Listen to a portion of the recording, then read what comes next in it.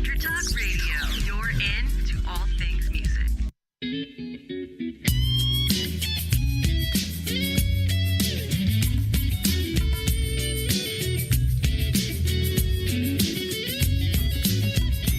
Welcome to Jackie's Groove. Come journey with us through the rhythm of the music business with your host, Jackie Bertoni.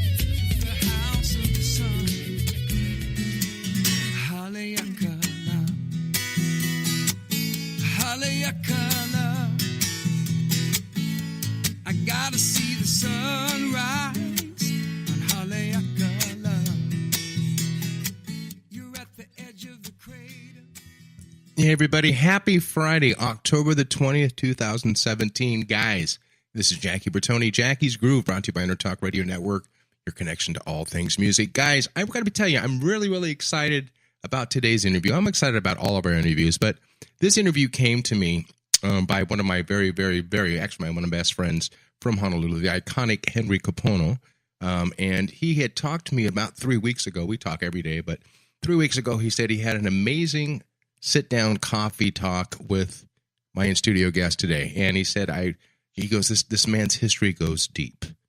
And then, of course, he didn't have to school me. I know exactly who this man is. And I said, well, no further ado, let's get him booked on the show, which we did. So with that said, I want everybody to welcome with open arms and open ears to this gentleman who's a multi-platinum and Posey Award-winning singer-songwriter. And just his dichotomy of different releases, his songs that have been written, everything from his most famous of Bobby Womack all the way to the D.O.G. Snoop Dogg. And we're going to talk about that in depth also. So with that, guys, I welcome with open arms and open ears to Jackie's Groove, Mr. Harold Payne. Harold, welcome to the show, brother. Thank you very much. Happy to be here. Thanks for having me. Hey, man, I'm sitting here right now. Just the opening song is very near and dear to my heart since we talked earlier today about me being, the only Kanaka for the Howleys out there. That means like a native Hawaiian. And I've been going there since the age of 9 years old. I'm 57 now, so figure out how far back I go. And so I wanted to find out more from Harold. Harold, what brought you to Hawaii 3 weeks ago? And share with the audience out there what you were doing there and how you and Henry hooked up. Well, actually, I was primarily on vacation with my wife.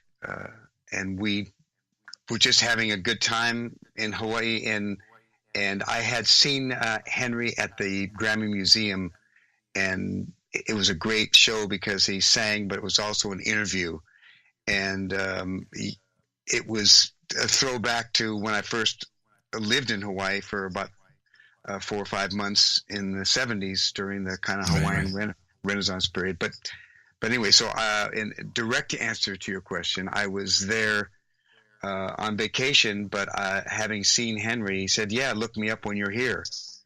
And so he could not have been more welcoming and more aloha giving, and invited me to come do his iconic Dukes on Sunday, sit in with him there. And it was really a blast and an honor. And then even better, or as equally as good, we got a chance to sit and talk for a while, which I'd been wanting to do for a while. We've crossed paths so many times over the years, but we hadn't really sat down and really had a deep talk. So it was really good. Yeah, man. I mean, he's definitely a person with open ears, and he's got some deep stories himself, especially from the fact that Henry and I have been working. Yeah, we've been working together since 1990 to show how far back we go on an album that I was asked to be on, an album called Same World that was co-produced by Michael McDonald. I'm sure you guys know who that is.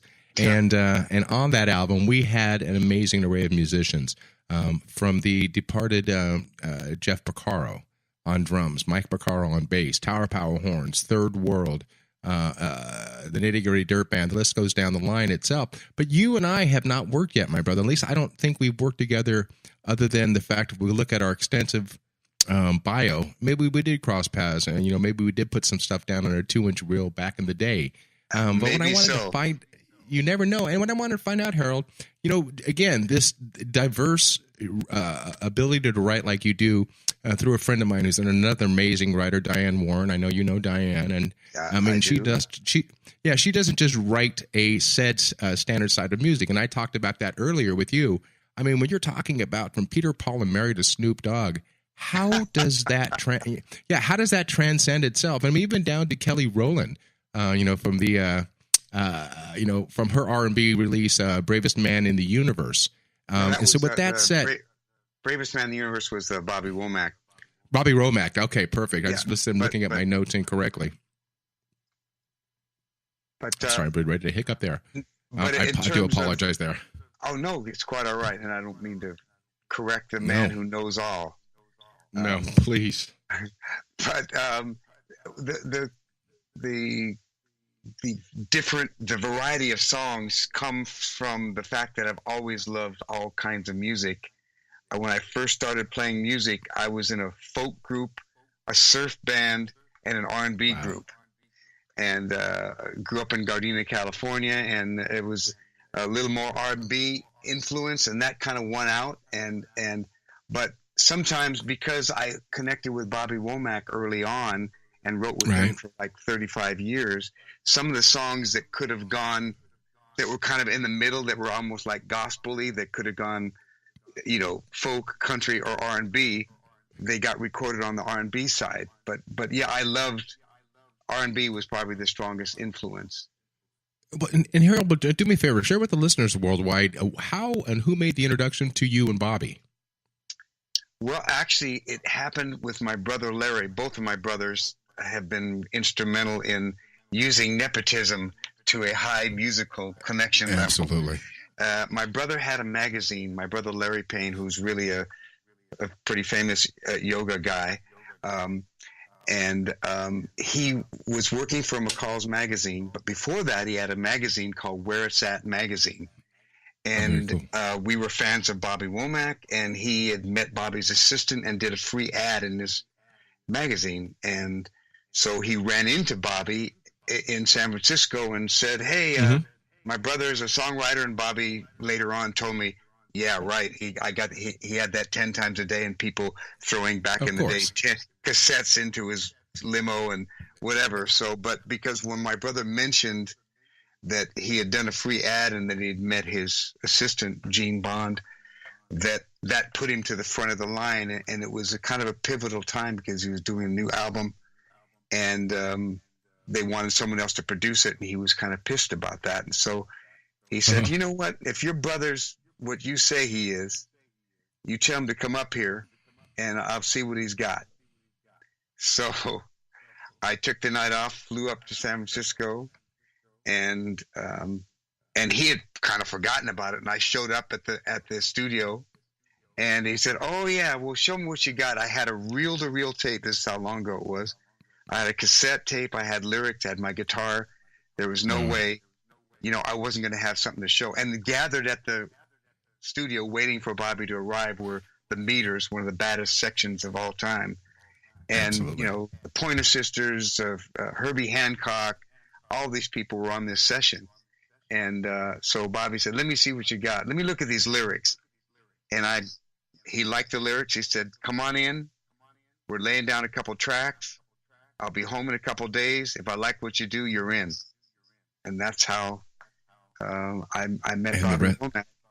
And the rest is history, as they say. Hey, and Harold, answer this question. You mentioned the fact that you were born and raised in Gardena, and I always want to know the situation, too, based upon us as musicians.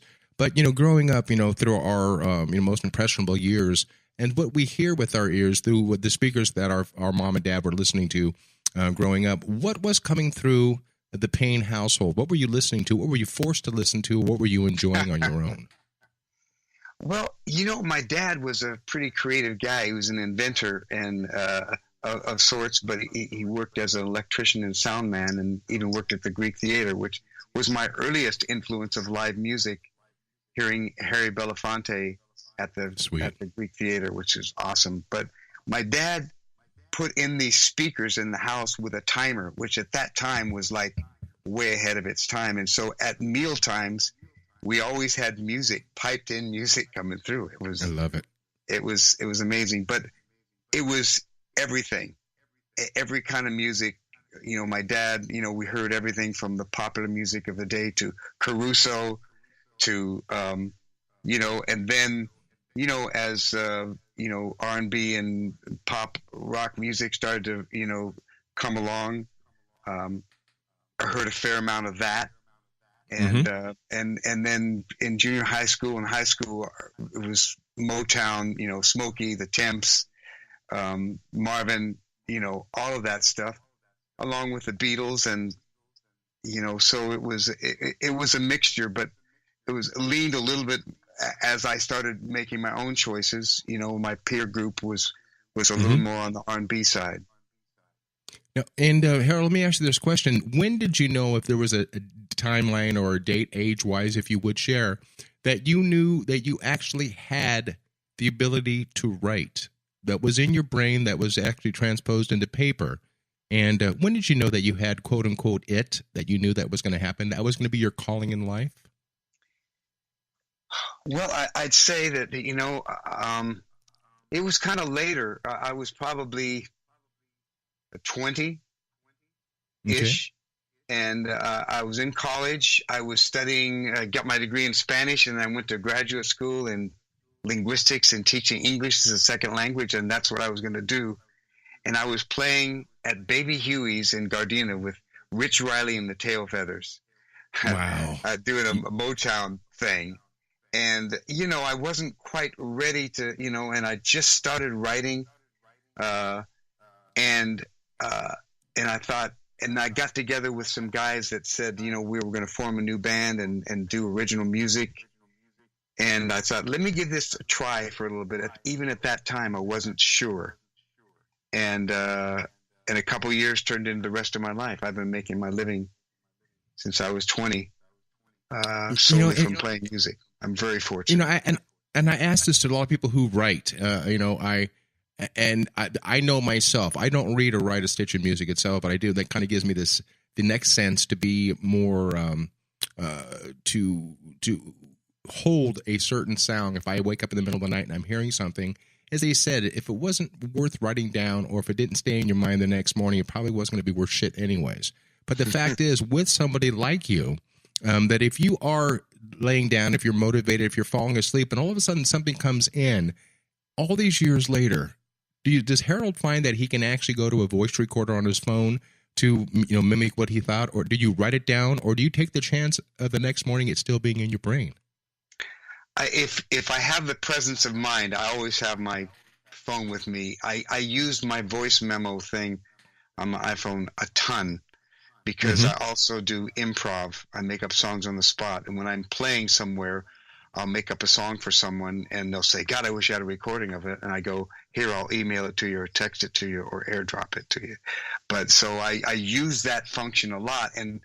And so, yes, if I'm not too lazy, I'll put it down, because there are some things that you don't remember. You've dreamed the best song on the planet, and or have an idea, and you think you're going to remember, but you don't. I don't always.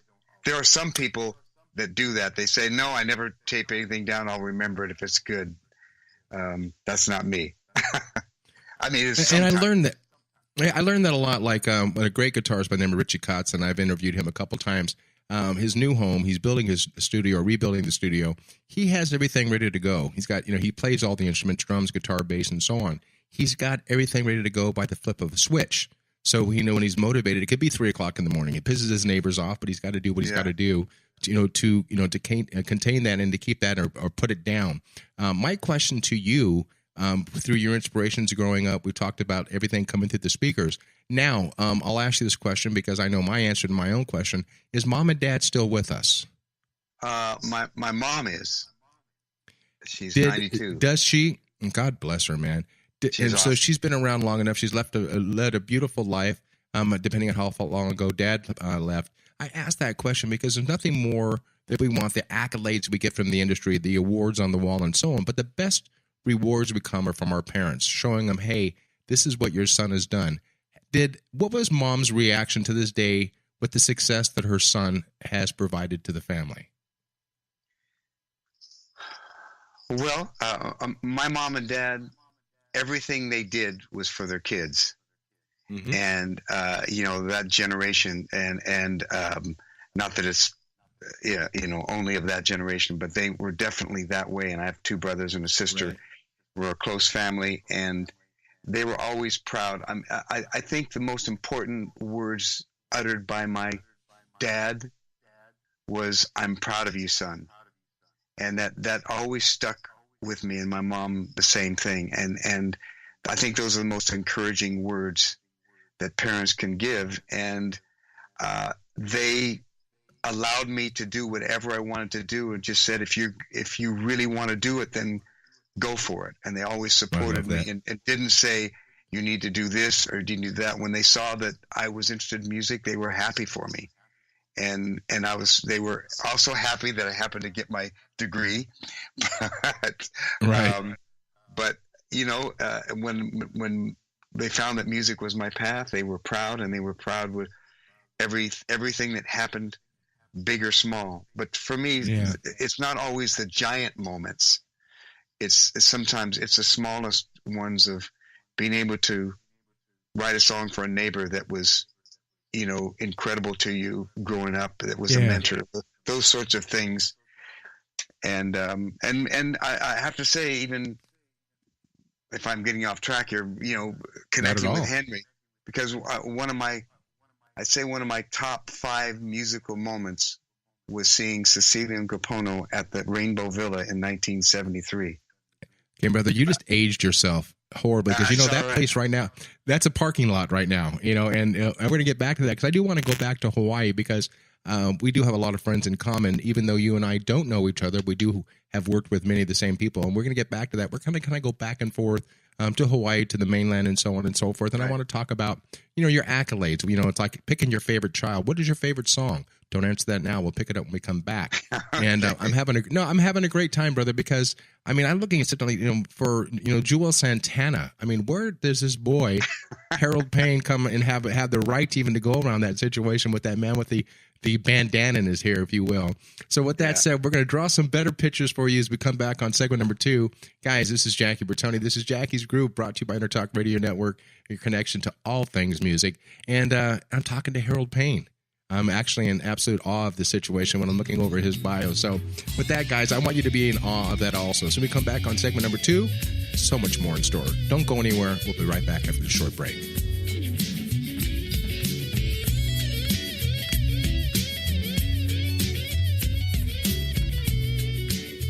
Are you serious about your music? Are you ready to run with the big dogs? The experts at Pitbull Audio have the gear to get you into the game. From leading manufacturers like Mesa Boogie, Fender, Pioneer, and American Audio. To sound your best, you need the best. Pitbull Audio can deliver in rehearsal, on stage, and into the big time. Dropping beats, shredding guitar, or making the crowd roar. Whatever you dream, Pitbull Audio can help make it happen. We are Pitbull Audio. We want you to play it loud. PitbullAudio.com. You know what's all around you every waking moment of your life? Marketing. You're choking on it. I'm Scott Robertson, and when it comes to strategic PR, branding, and marketing, I've seen it all. And actually, I'm still seeing it because bad marketing never sleeps.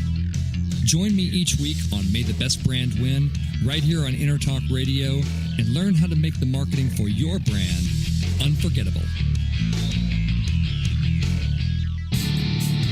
Hi, I'm Tim Dolbear, the host of Sound Experience on Intertalk Radio.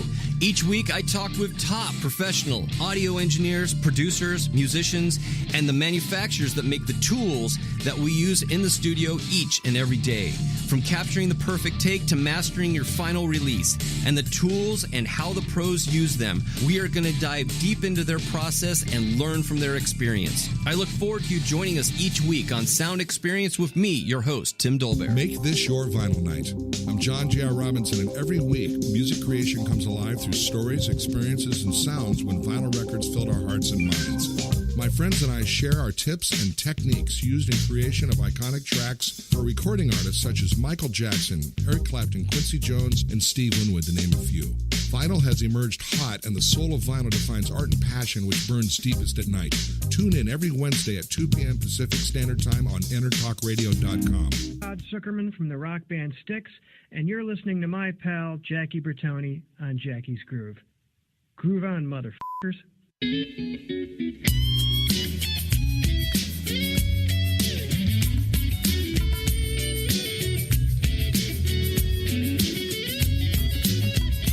Welcome to Jackie's Groove. Come journey with us through the rhythm of the music business with your host, Jackie Bertoni.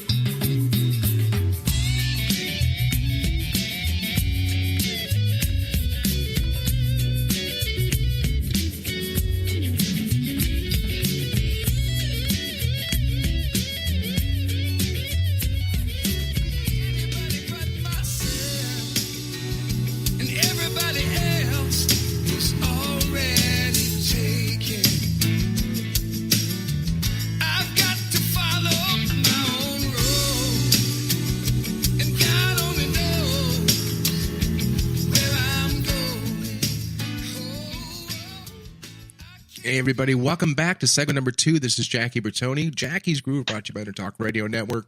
I just drank some Diet Coke a little while ago, and it went down the wrong pipe, so forgive me. Guys, welcome back. Harold Payne, my brother, do me a favor. Talk about the genesis of that song that we just came into the second set, please. Okay. I have a relatively new CD called Possibilities, and it's from that. And I actually co-wrote it with my friend in Canada, Nathan Aswell, talented man who plays the stick and the bass and guitar. And it really came, I saw somebody talking about you can't be anybody but, you can only be you and authentic, right. And whatever. And somehow and this time I did go and I felt something. I went and recorded it, like just why we're talking about in that set, and it was the genesis of this song. And when I got the line about I can't be anybody but myself, everybody else is already taken. It's not an original concept. I think some philosopher a long time ago had it, but I don't know if it's been put to music. So that felt like a concept, and then brother, I love your voice on that, man. It's so deep and it's so soulful, And I say that, Cedric, I'm hearing myself in the background there. Can you pull me down? The music that I just heard, that nice solid drive, that groove, with that tambourine hit that lays in there, kind of puts the picture around the frame around the picture, if you will. That song, that whole, good music is timeless.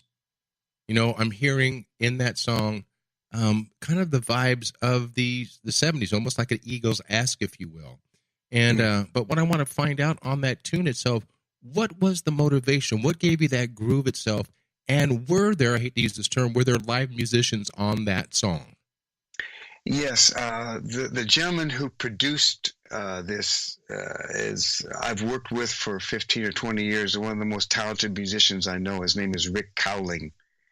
He's currently been touring with Kenny Loggins, playing bass, which is like his third instrument. And so he grew up with his dad, who still plays music in Palm Springs, and playing when he was like 5 or 6 years old. So he knows music from that era and current stuff, and he's just a great musician with great taste and right brain, left brain kind of a guy that can be in the studio and play live and play every instrument. I'm not as much of a studio guy. I'm more of a live guy, a little bit, messy, and the precision sometimes it takes in the studio. I like to put my groove down and my feel.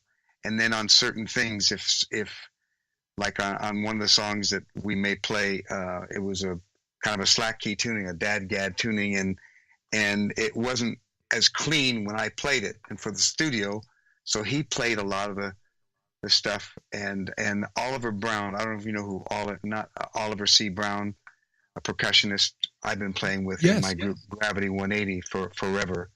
And he jumped in on some percussion, and Rick played some of the percussion as well.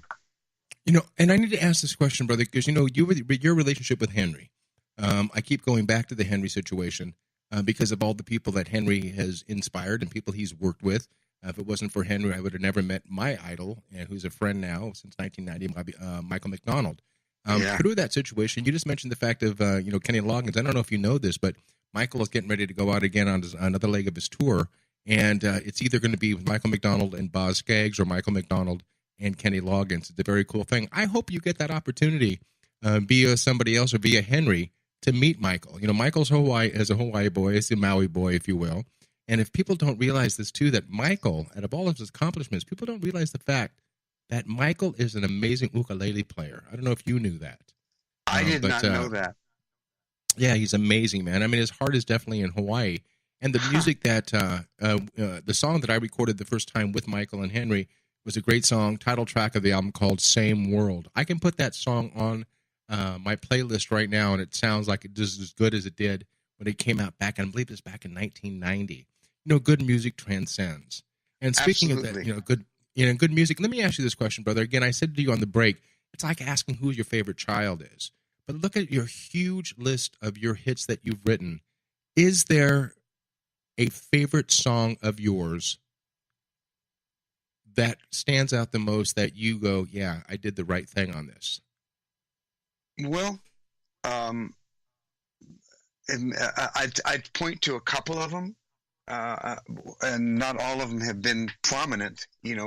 One of the songs that I do probably close almost every concert that I do with is a song called Music Speaks Louder Than Words. And it was actually originally done in 1980 by, a bunch of people have done it all over the world, but Peter, Paul, and Mary did it.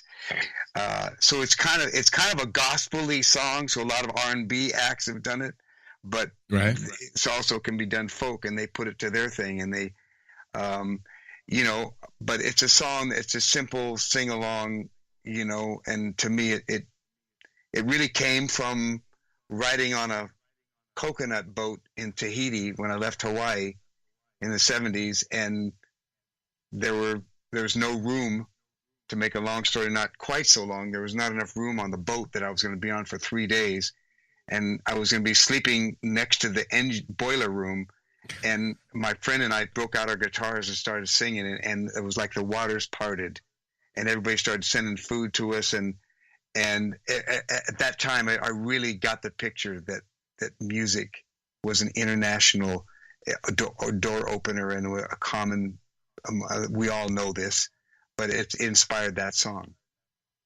Yeah, and I love this fact also too. You mentioned something a little while ago, and I try to explain that to a lot of people. And, a lot of people sit there and go, like this case from point, my dear friend Kenny G, his band, he's been working with Robert and Vale and Ronnie and the other musicians in there. A lot of people don't understand that when Kenny goes into the studio, like a lot of musicians, they go in there with a completely different lineup, not their live band. And a lot of people don't understand that because, like you said earlier, you can be a motherfucker on stage, but you could pretty much suck in the studio, and or vice versa. And it's it is a rarity out there that you do have the prowessness to go in there and knock it out. There's a definite what's the word I want to use? Definite rule of thumb that you have to follow in the studio. There's definitely, it's written that when you get in there, you've got to change it up. It's called dynamics. There's no stretching. And so you've got to be regulated what you're playing. It's, and versus live, that becomes more of a personality, if you will, where you feel that you're going to shine the most. But you mentioned the fact that you don't shine in the studio. I have a hard time believing that.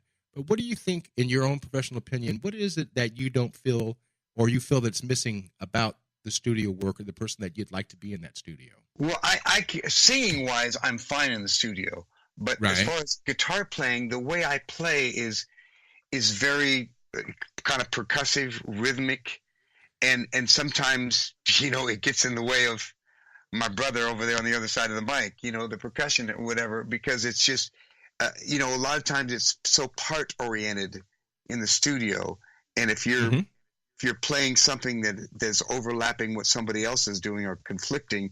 So, so what I often do is a scratch or even a double scratch where I will put the guitar down and put the vocal down and then come back and maybe do a cleaner version. So make sure I have the feel, because, I've played solo a lot.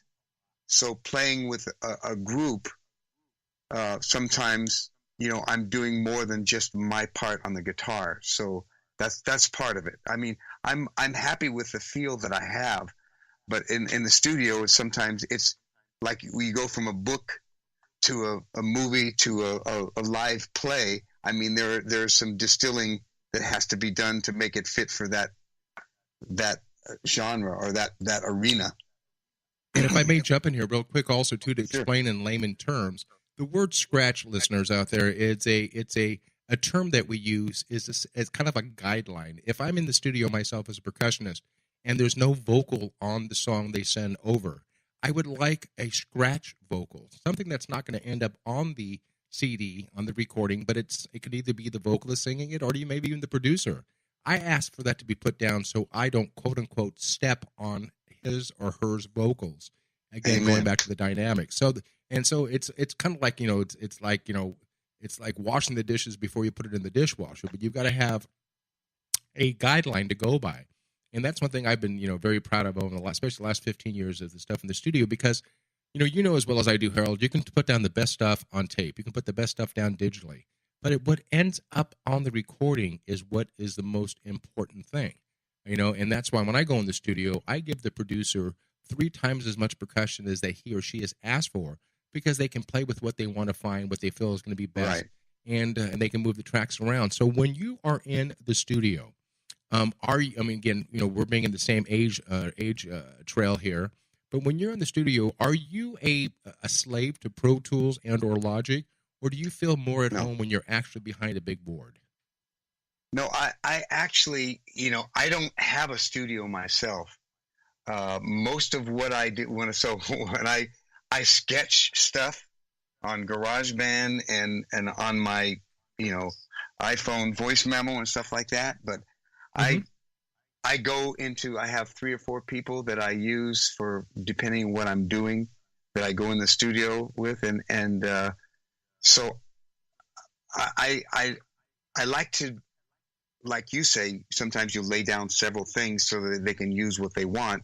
And sometimes vocally I'll do that with ad-libs, lay down a whole bunch of ad-libs for the end of the song, or ad-libs during the song with a separate track of those so they can do that. And so I'm not sure if I'm answering your question directly. But, no, you're answering it perfectly, because, there's an old adage, in something actually Henry Capono loves. When we did his album, Same World, we did a great song called Insaya, and being a slang word for inside of, via any kind of pidgin English, if you will, for the Hawaiian language.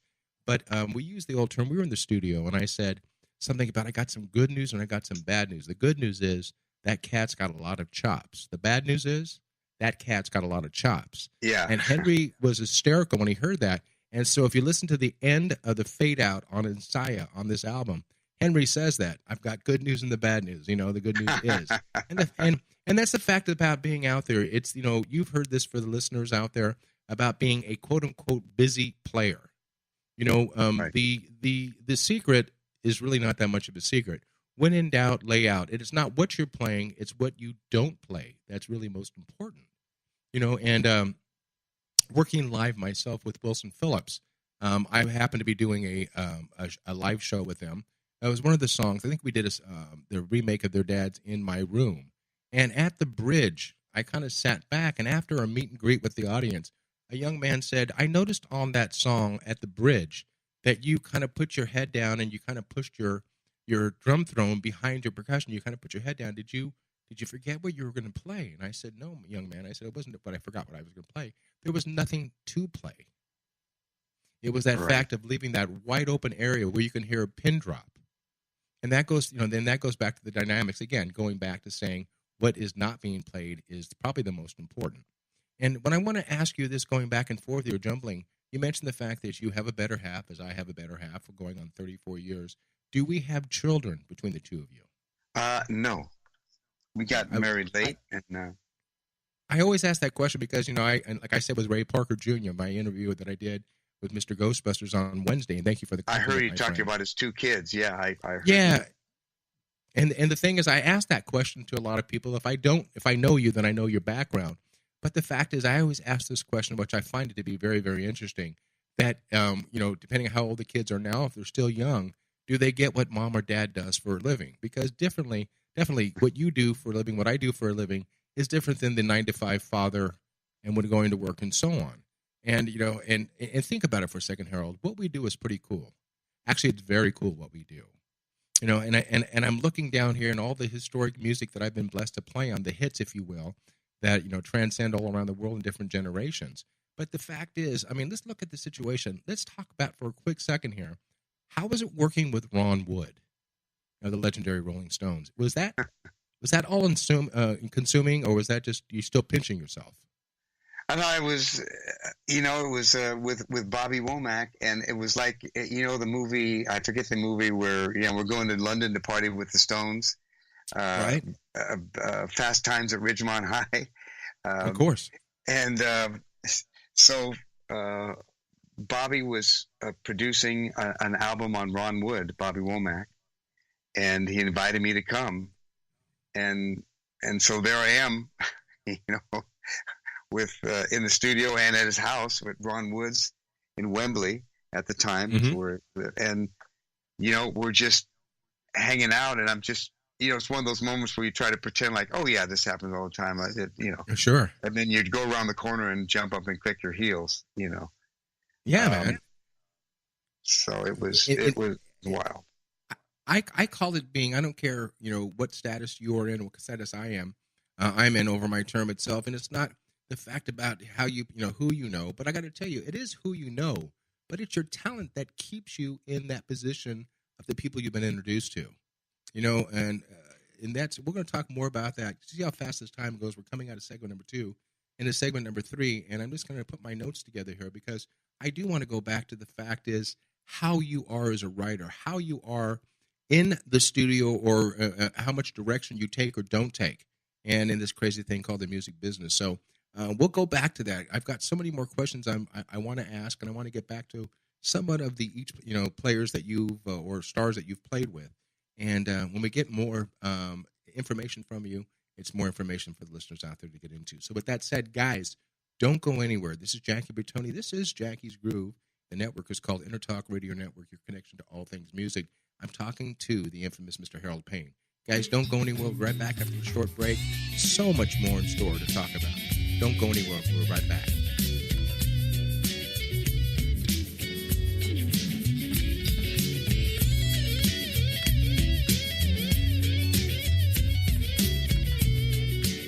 Hi, this is Tim Dolbear, host of Sound Experience here on Intertalk Radio. And Source Connect by Source Element is the essential tool that we use to link between my studio in Austin, Texas, and the WS radio station in San Diego. Now, with Source Connect, not only can we communicate in real time and with HD audio, but it's synced up and is of a high enough quality that I can use it for real-time ADR work, remote recording, and overdubbing, and it even allows me to remotely control a DAW. Source Connect by Source Element. Affordable, high-quality audio and video connection over the internet for all of your production needs. You know what's all around you every waking moment of your life? Marketing. You're choking on it. I'm Scott Robertson, and when it comes to strategic PR, branding, and marketing, I've seen it all. And actually, I'm still seeing it because bad marketing never sleeps. Join me each week on May the Best Brand Win, right here on Intertalk Radio, and learn how to make the marketing for your brand unforgettable. Make this your vinyl night. I'm John J.R. Robinson, and every week, music creation comes alive through stories, experiences, and sounds when vinyl records filled our hearts and minds. My friends and I share our tips and techniques used in creation of iconic tracks for recording artists such as Michael Jackson, Eric Clapton, Quincy Jones, and Steve Winwood, to name a few. Vinyl has emerged hot, and the soul of vinyl defines art and passion which burns deepest at night. Tune in every Wednesday at 2 p.m. Pacific Standard Time on EnterTalkRadio.com. Are you serious about your music? Are you ready to run with the big dogs? The experts at Pitbull Audio have the gear to get you into the game. From leading manufacturers like Mesa Boogie, Fender, Pioneer, and American Audio. To sound your best, you need the best. Pitbull Audio can deliver in rehearsal, on stage, and into the big time. Dropping beats, shredding guitar, or making the crowd roar. Whatever you dream, Pitbull Audio can help make it happen. We are Pitbull Audio. We want you to play it loud. PitbullAudio.com. Hi, this is Michael McDonald, and you're listening to my good buddy Jackie Bertoni on Jackie's Groove.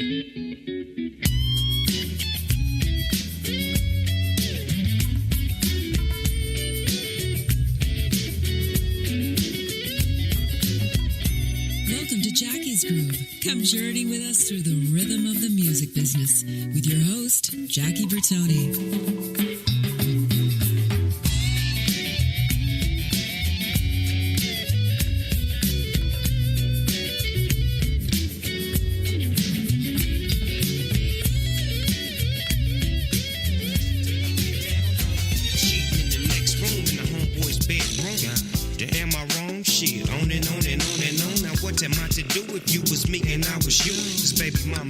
She shaking poo-poo, what would you do? Trust is a motherfucker loco. Shit, and so is temptation, and I don't know what I'm gonna do. All right, now, if you guys don't know who that voice is, you got to crawl out from under that rock you're living under. That is the Snoop that's Snoop Dogg in its full effect. I was talking to Harold. Oh, by the way, guys, this is Jackie Bertoni, Jackie's Groove, brought to you by Talk Radio Network. I was talking to Harold on the break about being starstruck. Now, the person talking right now on the radio, Jackie Bertoni, the biggest starstruck person you're ever going to meet. And I agree 100% with Harold by saying, I don't seek out. I've got to meet he or she. But when we are in the same vicinity, the same room, backstage, whatever it may be, we're there, Harold, for a reason, because our talent has brought us there. But at the same time, when my wife is with me, she can see that I'm a bumbling idiot.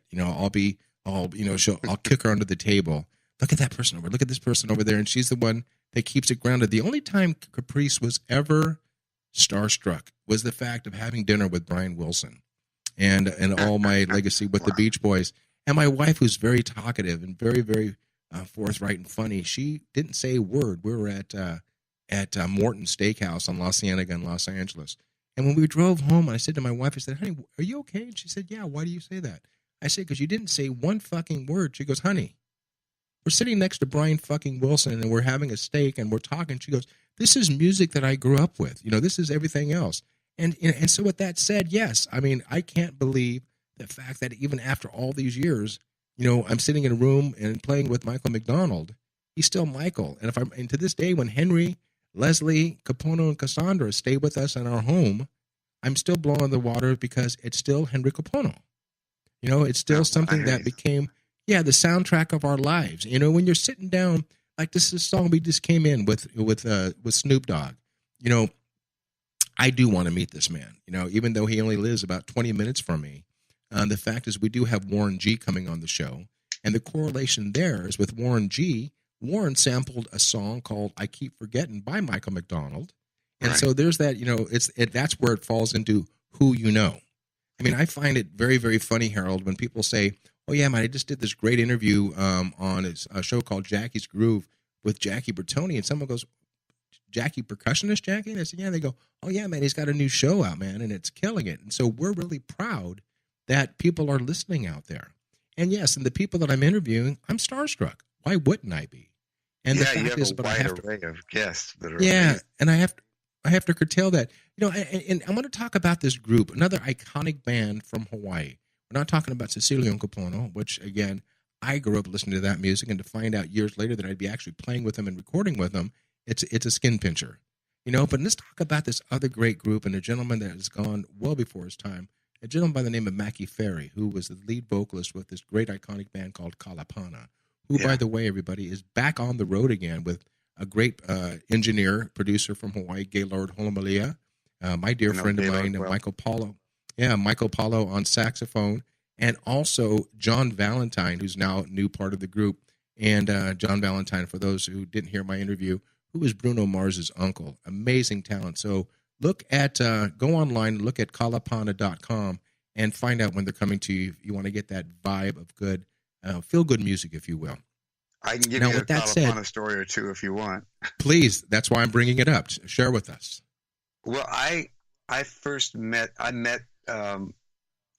Milani Biliu before Kalapana had even gotten together, and we had a mutual friend, and he had this incredible falsetto voice, and then later on, I mean, growing up in Gardena, there's a lot of Hawaiian and Japanese American folks in that area, so they used to come and play, and Mackie used to stay at our house, and knew those guys for years, and so they ended up recording the song Hurricane of mine and another one called Hawaiian Nights later on. But just over the years, Kalapana, Cecilia Capono, Randy Lorenzo, a lot of these people that were in what they refer to as, the Hawaiian musical renaissance in the 70s, which was when, that kind of singer-songwriter, more contemporary but still acoustic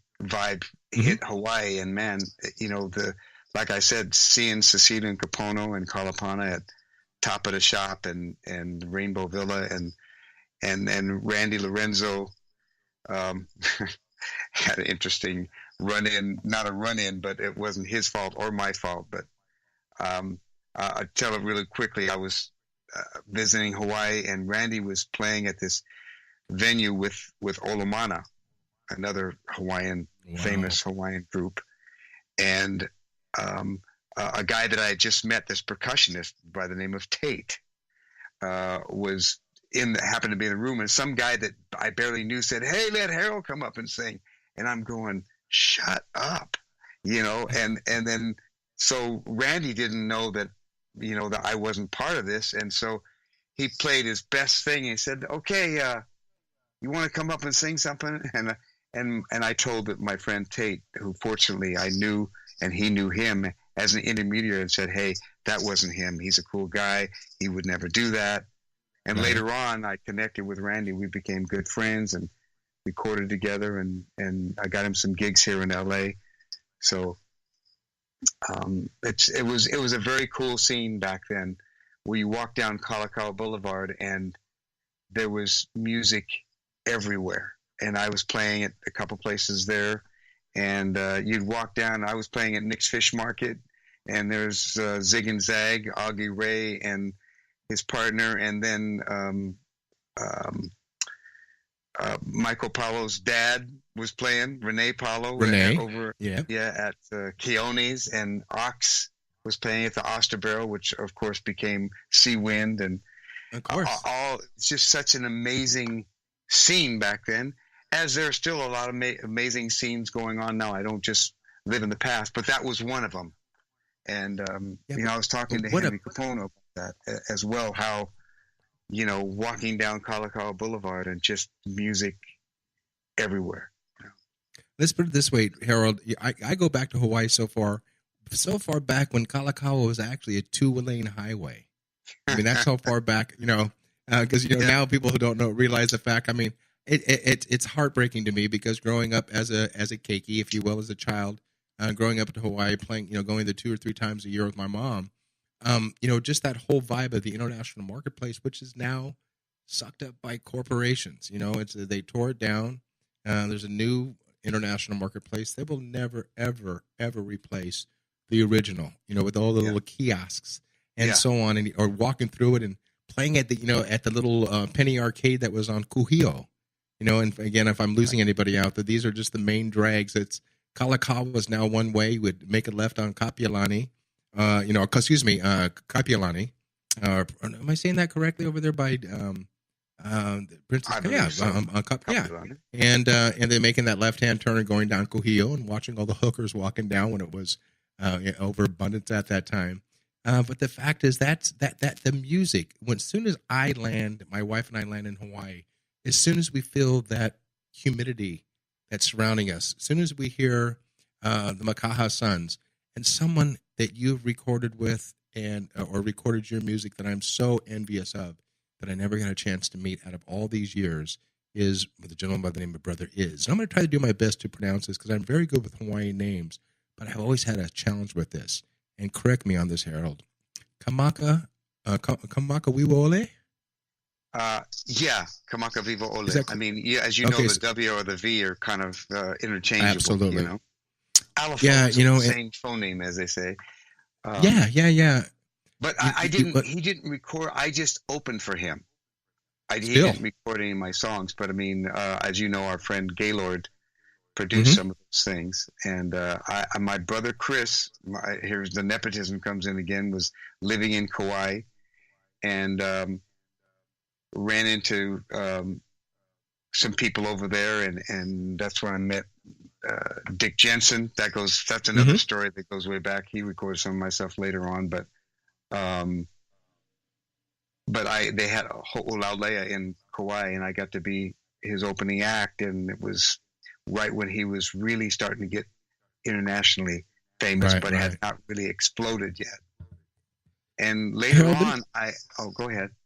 No, I want to ask you a question. Just going through this, we talk about this, that of all the great talent that through Hawaii, did you ever get a chance to become or befriend Tom Moffat, one of the greatest concert promoters? Did you ever get a chance to I of course knew who he was, and I never really I had many friends who knew him, and some of my material was sent to him, and we had some indirect contact, but I never really met him, and I know what an entrepreneur and music connection guy he was.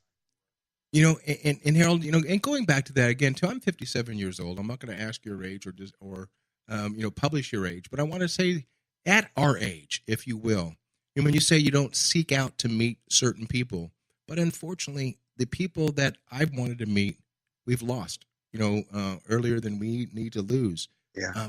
And as the beginning go, when you're talking about someone like you just said, your mom is still with us. She's 92 years old. My father-in-law, my best friend who I lost, be 2 years this November, lived 88 years old, so he had an amazing life. And when someone passes away young, then it's a travesty. But when you've gone 92 years on this world and this earth, then you lived a great life. I mean, sure, the pain is going to be there when it's time for them to go home. But the fact of the matter is we're losing too many people right now. And with that said, I want to ask you this question. And of all the people that you worked with or people that have graced, your music, is there a bucket list right now that someone that you would really want to record your music? And if you could think about that, would you share with us who that person would be or persons would be? Wow. I have to give some thought to that, but it might surprise you. It's not necessarily the biggest name or whatever, but the people that artistically, I'd have to give some thought. But I mean, one of them is Henry Kapono. I mean, that guy is, the people that have not been to Hawaii, that don't know his music, don't know he's our mutual friend. But, and then there's people that are maybe more famous beyond Hawaii that, I'd have to give it some Smokey Robinson, Absolutely. I mean, some of my favorite, on the next segment, I will have given some thought to that. Maybe can throw a couple out there because it's humbling anytime that somebody records your song and you just go, wow. Oh, sure. And it's one thing I want to bring up to you too, which is really, really cool. You're going back to Henry, and when you were sat in with him at his gig, he's been playing out for well over 20 years at the Waikiki Outrigger in Honolulu at Duke's on Sunday. In fact, a song so wonderful, a song called Duke's on Sunday, that was re-recorded by Jimmy Buffett. Right. And or as we call it, the Children's Trust Fund, College Fund. Because anything that Mr. Buffett touches, it seems to go gold. But this thing I wanted to ask you, my friend, I don't know if you know the story, if I can share a little something with you. When Henry called me sometime last year, he had said, "Hey man, guess what?" He goes, "I'm opening up for Hall & Oates at Blaisdell." Now, for the listeners out there, Blaisdell is a concert hall, if you will. It's a sports arena and such. And so now, even though the promoter would like to have Henry open up or whoever or Harold open up, they still have to get permission from the headliner. And so when the word went out that there was a chance for Henry to open up for Hall & Oates, Henry was thrilled, regardless. And so then the word got to Daryl Hall, and Daryl put a snafu on that. He says, "I don't want anybody opening up for us. I don't care who they are." And they says, "Well, he's a legend here in Hawaii." And Daryl responded, "I don't care." And I'm paraphrasing, of course. And then later in the afternoon, Daryl said to his management, "Wait a minute, you just said Henry Kapono. Are you talking about Cecilion Kapono?" And he said, "Yeah, that's Henry. That's the other half." And he said, "Jesus, why didn't you say that, man?" He goes, "They took one of our songs and made it a big hit in a song called Good Night and Good Morning." Yeah. And so, of course, not only did Henry open up, nobody made any announcement to the sold-out crowd at Blaisdell. So basically the voiceover said, "Ladies and gentlemen, please, they go through the disclosures, no, video cameras, this, that, and the other. And please, for, the opening of the show tonight, for Daryl, the Hawaii's very own Henry Kapono."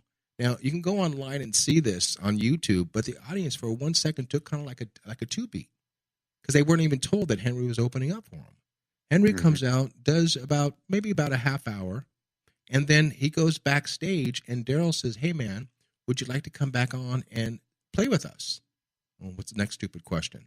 But so Henry figured he was going to be up by the percussionist, up by the drummer, and so on.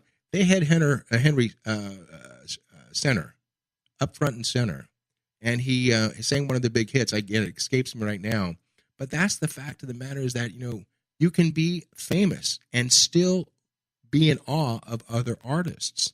And so, that's the cool vibe all the way around is that you can be, maybe a level below, if you will, but you can also find out the fact that there's a lot of great entertainers out there and that still love people that are below the marquee. And we're going to talk more about being the below the marquee. I can tell you right now, I'm a below the marquee guy. And the whole idea about Jackie's Groove and Intertalk Radio is to promote music, is to get everybody educated itself, to share music, and to celebrate the ones that are below the marquee that support the names above the marquee. I mean, the music business goes, and the music business or the lack thereof. And I want to find out more about what your feelings are of what you'd like to see changed, or if you're happy the way things are going right now. But don't answer that question now, Harold, because right now we're done with the first hour. You see how this is blown by. And the fact of the matter is, when we come back, we're going to get more involved of what's happening here on Jackie's Groove. So with that said, guys, this is Jackie Bertoni, Jackie's Groove, brought to you by Intertalk Radio Network. You're into all things music, and my in-studio guest, Mr. Harold Payne. Guys, there's just 1,000 things out there. If you have any questions or any questions for Harold, please send it to our live feed. And if it's appropriate, of course, we'll get it on the air. And if it's not, then we won't answer it. And I want to get more involved. What we talked about before itself, favorite places to perform at, amphitheaters, festivals, small intimate gigs. I want to find out more from Harold where he feels most comfortable. And I can tell back where I feel most comfortable also. And so when we get back, we're going to share together what it takes to get yourself motivated to walk on stage and what the feeling is before you walk on stage. So with that said, Harold, don't go anywhere, my brother. We'll be right back on the next segment on Jackie's Groove. So guys, don't go anywhere. We'll be right back after a short break. Stay tuned.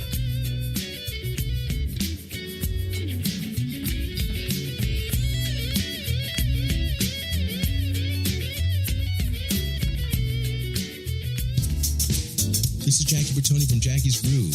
Come join me weekly on my journey through the music business as I take you behind the velvet rope, interviewing industry notables such as Al Di Meola, Michael McDonald, and Al Jarreau, to name but a few. Listen to their stories on being in the studios recording #1 hits and onto the stages throughout the globe. Allow me to be your music historian. You can hear me live every Monday at 2 p.m. and every Wednesday at 12 noon Pacific Standard Time or 24/7 on jackiesgroove.com. Ready to get your groove on? Hi, this is Tim Dolbear from Eclectica Studios. I'm a full-time mixing and recording engineer. I work with Grammy winners, labels, and indie artists, using state-of-the-art digital mixing and restoration tools and the very best in analog gear.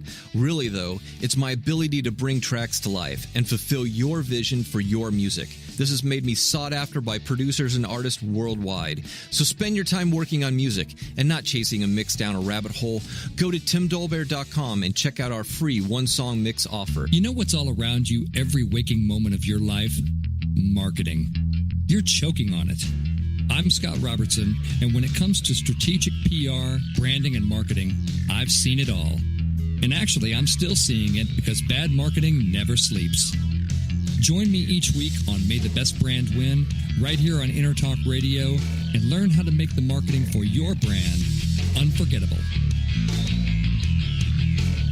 Are you serious about your music? Are you ready to run with the big dogs? The experts at Pitbull Audio have the gear to get you into the game. From leading manufacturers like Mesa Boogie, Fender, Pioneer, and American Audio. To sound your best, you need the best. Pitbull Audio can deliver in rehearsal, on stage, and into the big time. Dropping beats, shredding guitar, or making the crowd roar. Whatever you dream, Pitbull Audio can help make it happen. We are Pitbull Audio. We want you to play it loud. PitbullAudio.com. Hi, this is Al Di Meola, and you're listening to Jackie's Groove with Jackie Bertoni.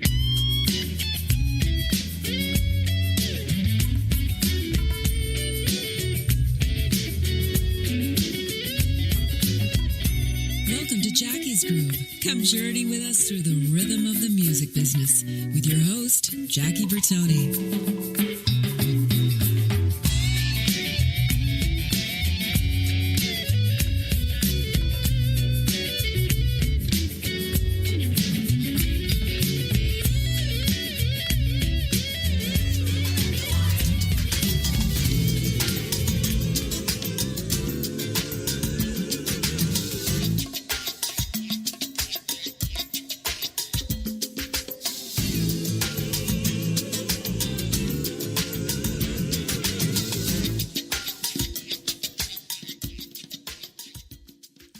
Everybody, welcome back to segment number 3. This is Jackie Bertoni, Jackie's Groove, brought to you by Intertalk Radio Network. Our tagline is your connection to all things music.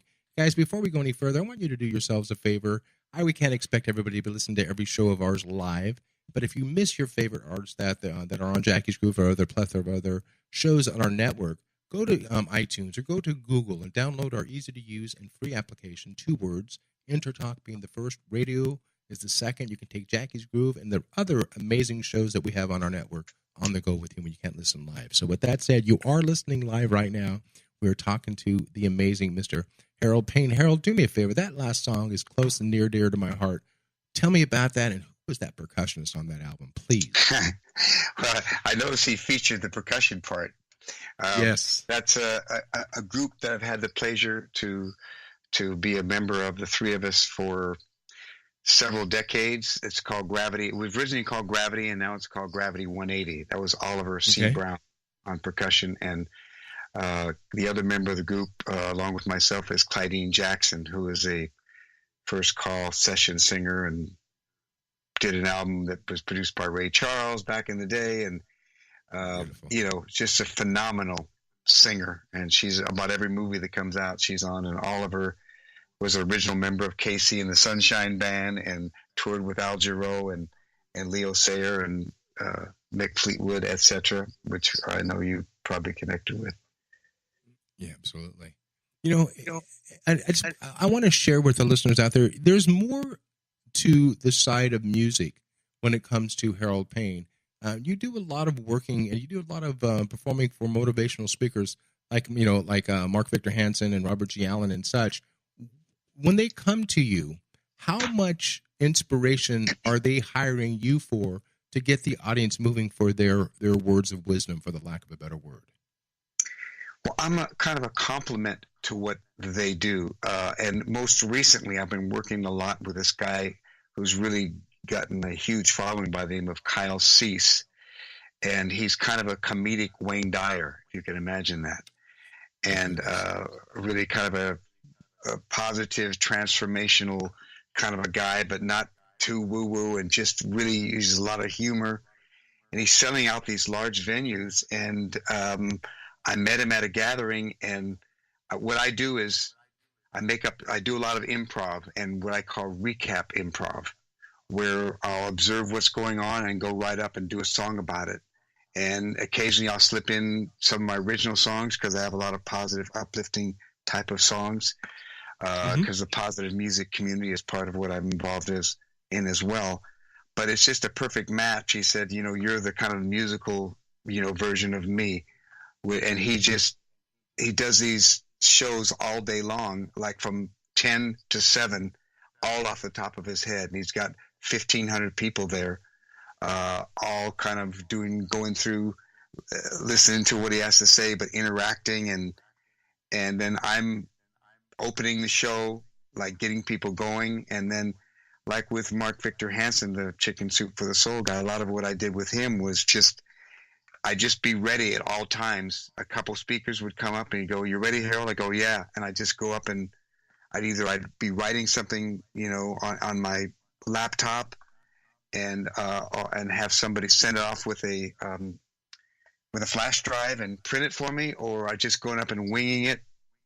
But it's a lot of in the moment type of stuff, which is kind of where I live. And I actually did a TEDx talk called Preparing for Spontaneity. Beautiful. Man. And let me ask this question. Harold, talking about you being a prolific speaker, I mean, you have to have some type of gumption behind you to have to, to be able to speak at a TEDx situation, because everything I've seen, I've been absolutely amazed by. So they definitely weed out the crap and bring only the higher echelon people up there. So I'd love to be able to see what you've done. But I have to ask you this question. The term that they always use, and it's overused in the industry, is someone says, well, they've reinvented themselves. I hate that. But the fact of the matter is, it's true, though. And I guess the reinvention would be the fact is, what has Harold been doing in his career that has, quote unquote, reinvented and or helped you stay relevant in the industry? Would you share that with all young listeners out there, please? Well, I'd say, first of all, that if you're writing music that is timeless, then, hopefully it will always have a place. And if you write, melody and lyrics that have that quality that anybody can perform, then it gives it perpetuates it a little bit. But I just think that as far as reinventing, I think it's a matter of kind of discovering what rises to the top is who you authentically are after thousands of hours of performing, and maybe copying some people and a bunch of people in the beginning. And what evolved for me, in addition to songwriting in general, was what I'm probably the very best at is making up songs on the spot and custom songs. What I do a lot of now is, like a couple months ago, I went to Brown University they flew me to Providence, Rhode Island, to do one song for the president of Brown University, who just got renewed for 5 years. And corporate events like that, where I come in and do 1, 2, 3 songs that I get the information in advance, and then I'll go write it and go perform it. And then the improv and recap improv, how I ended up getting a TEDx talk was at the National Speakers Association conference, where I'd only gone, 3 or 4 years, and main people go 30 years and never get on the main stage. And I was on the main stage all 3 days. I recapped all 8 of the main stage speakers. Like 2 people would speak, and then I'd go do a song about what they just talked about. I call it recap improv. How did that make you feel, man, to be welcomed back on the main stage 3 days in a row? Right. It was awesome, but very daunting, to have that, because these are people that are not, that are very not 101 level at what they do. I mean, they're all like, they're checking you out going, okay, you better be good, because they're all speakers and presenters themselves. So it's a little another layer, but the confidence and trust that comes from doing what I've been doing for a long time, wins out. Yeah, because, we don't want to misconstrue the word confidence and get it messed up with the word cockiness, because cockiness is transparent. You can see it, even if you have no sight. And, and that's something we want to keep and be respectful of each other, is just to be humble.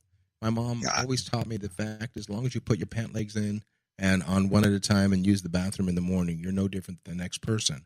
And, and people always say to me when I meet them, they'll say, wow, we checked out your Facebook page. We checked out your URL, your website. And, well, we knew you were a musician, but we had no idea. And they used the quotation marks. we had no idea that you were a musician. And I said, well, I appreciate that. And I put my quotation marks back to them. They said, no, what we mean by that is that all the stars that you work with, how do you stay so humble? I said, my friend, I appreciate that, and I appreciate the admiration, but the people I work with, they're the stars. And if they don't have an attitude, God knows why would I have an attitude. But Harold, it wasn't always that way. I had my shitty times when I was young, growing up, and I thought my shit didn't stink, for the lack of a better word. But, you do realize the fact that it does. And you have to be thankful every day that you wake up. And what I want to ask you, though, is you mentioned a little while ago being up on stage. I want to know this question as a musician. But is Harold more at home on stage with Harold and his guitar, or are you more at home with Harold and a band? Share with me the difference between the two and why you like both of them differently. Well, first of all, just to reflect on what you just said, I also want to say that I think that humility and confidence are not mutually exclusive. I think, you can be confident and still be humble. And facing the blank page every day, if that doesn't keep you humble, and hearing what kind of talent is out there, then I don't know what to tell you. But as far as I really like both, but I like performing solo a lot because it gives me the freedom to make up stuff and just have no idea what I'm going to do and just go for it. But then I also like playing with a group that I've been playing with for a long time, Gravity 180, because it's family, and I can be almost as improvisational as I am on my own, because we all know when one of us blinks, the other one is going to know which eyelash it was, because we've been playing together for so long, and it's just it's a magical thing. Now, beyond that, it's sometimes it's playing with a larger group can be really fun. I like the combination of being well rehearsed, but having room for improvisation going on. But I'd say those two situations I like the most: playing with people that I've played a lot, with whom I've played a lot, and then playing solo. Yeah, breathing in unison. Again, me not reading or writing a stitch of music itself, I hate auditions. Nor me. Rehearsals. Nor I. And the fact is, a lot of people don't welcome in a percussionist for rehearsal because they feel we get in the way. But let me just tell you, the majority of us get in the way for a reason, because we don't want to be at rehearsal. But people will say to my wife, they're going, wow, how long has Jackie played with this group? And Caprice will say, oddly enough, it's his first show. Well, how does he know? But see, that's the benefit of being an A player. It's being able to be a chameleon, to walk in and to feel that you're at home and playing the right stuff itself. And obviously you're there because of your reputation, of your name, and so on. But when you're playing with a band like the Family Gravity 180, the funny part about it is that you guys can screw up. Audience will never know the difference, but the look that you guys give each other on stage is priceless. And I learned years ago from my mentor, Emilio Castillo, the founder of Tower of Power. He said, when you screw up, welcome it. But when you get back to that part again, screw up again in the same place. No, and nobody will know the difference. Yeah, and so with that said, let me ask you this question. You're up and you're performing your music, and be honest with me, young man. How many times have you forgotten your own words? Well, funny you asked that, because how I started improvising was by forgetting other people's lyrics, and the show must go on attitude. I would come up with something, and that I call it a benign precariousness, because you're kind of on the spot, but it's a positive thing, because you have to. It's a focused moment, and you have to come up with something. And then that became, making up songs for people as they walked in the door, saying something and slipping into a song. And so I've actually made a career out of forgetting lyrics, because I'm comfortable enough on stage where it makes me come up with something. And I think a lot of groups that perform that have a show that's pretty similar every time, when something happens that's what we call as a happy accident, they put it in the show because it gives spontaneity to it and makes it not so stale. And I thank you for being honest with that, because, again, I said earlier, Henry, when he comes to California and does his shows, he stays with us at the Bertoni household. But we'll be sitting down, and when the kids are out shopping with Cappy and and with Leslie, and so it just leaves it to Henry and I. We immediately take advantage of that situation. So there's a guitar that's in my studio that Henry bought and left here, and so we'll get involved with each other. And then I'll say, hey, man, do you remember that song we did, blah, blah, blah, blah, blah? And it's funny. It's not just Henry, but it's also Michael McDonald. It's also Al Di Meola. And when I'll say, hey, that song, whatever it may be, and they stop, and they forget their own chord changes, which blows me out of the water, because the fact is, even though they've been performing the song for 40 years, there's still a mental block. And so my question about mental block, I know you made your career out of improvising, but is there such a thing, and I'm sure the answer is going to be yes, but is there such a thing as writer's block? And when there is, what do you do to overcome that? Do you turn the machines off and walk back, or how do you fight yourself to get that block unblocked? Well, I personally don't believe in writer's block, because I think there's you can, as long as you're in the process of trying to write, then you're writing. And sometimes it takes longer than other. And to me, there are so many avenues, and including improv. I mean, if it's just a matter of saying, okay, I'm gonna just trust that whatever comes out of me right now is going to be something, and I record it. And sometimes I, even in interviews or whatever, I'll take titles from, and a lot when I'm performing live, I take titles from the audience and make up a song on the spot. So to me, there are many tributaries of creativity that you can go down, and as long as you're heading down one of those roads, just there's no use saying, hey, I've got writer's block, because I'm writing, even if not the right thing is coming out.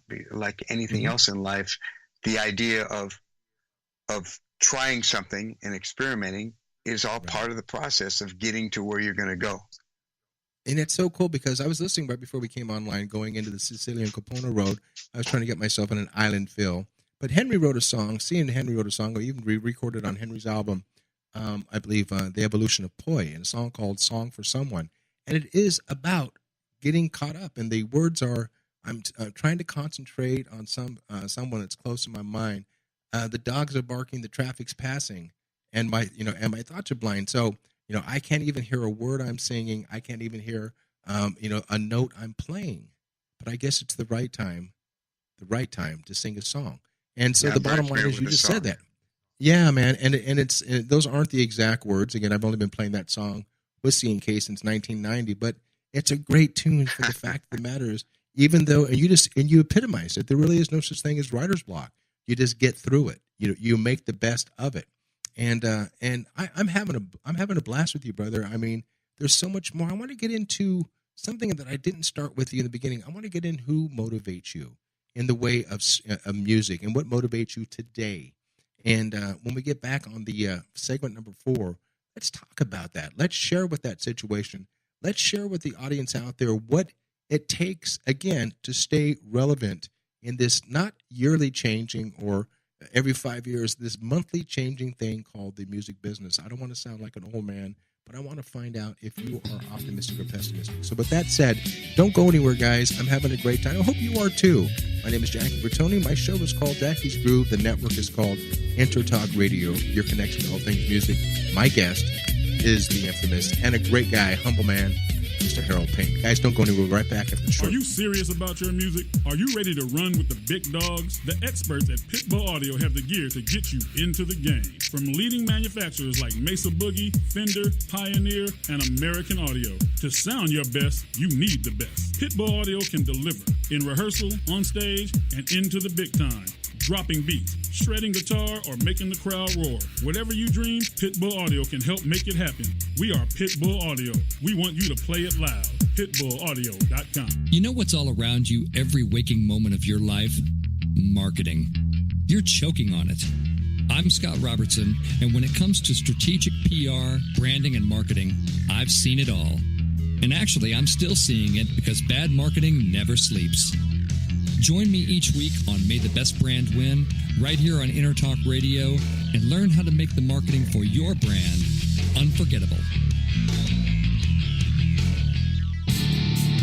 Hi, I'm Tim Dolbear, the host of Sound Experience on Intertalk Radio.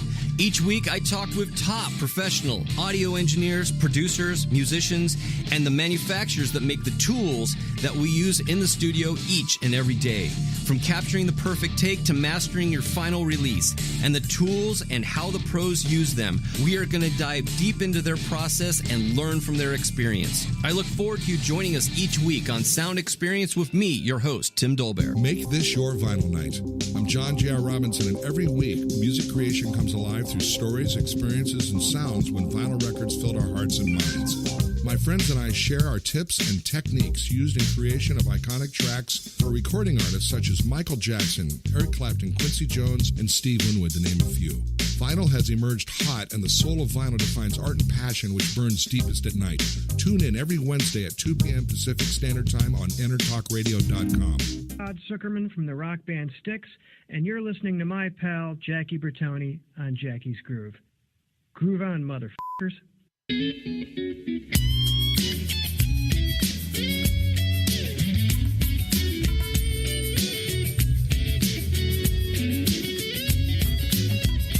Welcome to Jackie's Groove. Come journey with us through the rhythm of the music business with your host, Jackie Bertoni.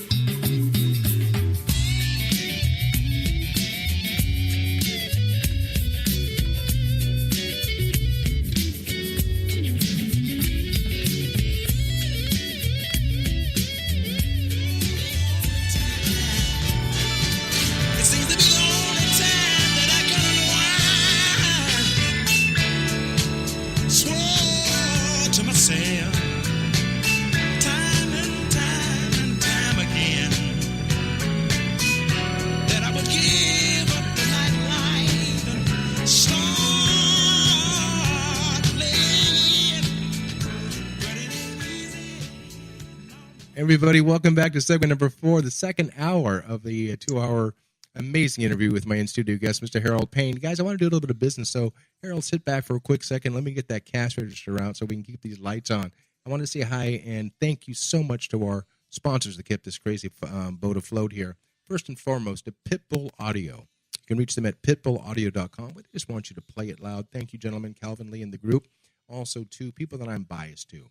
Number one, and most importantly, LP Music. I've been with them 28 years as my percussion company. Vader Percussion for my drumsticks for 24 years.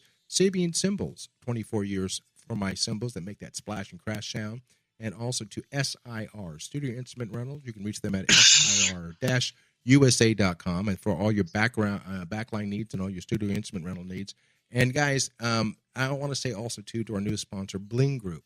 For all of your diamond needs, for all of your watches, custom watches, everything, allow their 22 years in the business to add a little extra bling into your life. You can reach them at blinggroup.com. So with that said, guys, let's get back to the crux of things, to the meat and potatoes.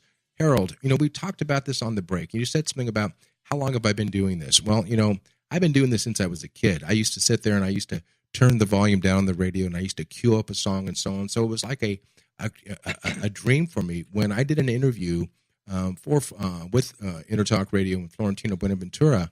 And after the interview, we talked about stuff that we do with NAMM going on at that time, 26 years with NAMM and so on. But he also said, you know what, man, you really ought to consider doing your own show. And it didn't take long. Probably within an hour and a half, we came up with the name of Jackie's Groove.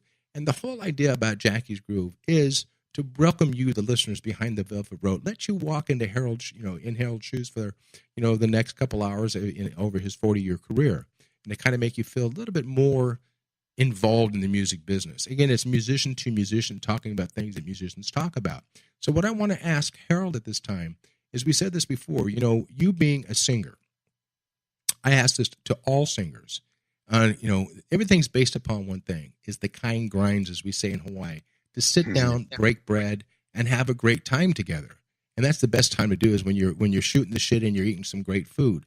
But let me just ask you this question. A lot of entertainers want to know, a lot of young entertainers, vocalists, what do you do in the way of preparation for your voice? What foods do you try to avoid before you start to perform? Would you do me a favor and share with the young listeners out there what Harold does to keep his voice in check? I'm the wrong one to ask because, I try to get enough rest. And if I think one of the key things for me, because if you're tired, your voice starts to go quickly. And if I, didn't get much sleep the night before and I get the chance just to get like a 45-minute nap, I mean, it makes all the difference in the world to me. But as far as eating, a lot of people don't like to eat right before they sing. But for me, sometimes the psychological benefit of eating and being satiated, it outweighs whatever physiological detriment there may be from eating before the gig.